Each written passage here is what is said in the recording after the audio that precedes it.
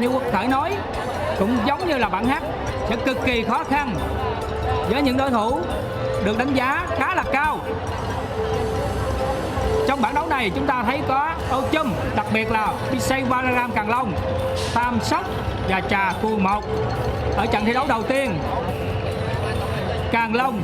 chúng ta thấy rất là quen thuộc, những vận động viên nhịp dầm, chiếc ghe, tư thế ngồi của người đội trưởng, tất cả rất là quen thuộc.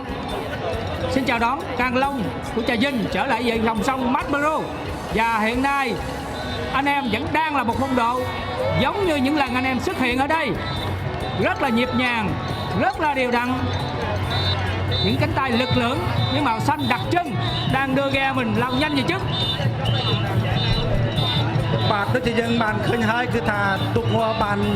ជាងបកដាកសេប្រតក្រុមទុកងវត្តពិសីវររាមកាំងឡុងនៅខេត្តតាយុនក៏បានផ្ដាច់យ៉ាងឆ្ងាយចំពោះក្រុមទុកងវត្តអូជុំអារាមព្រែកជេកទីរួមខេត្តកាណាំ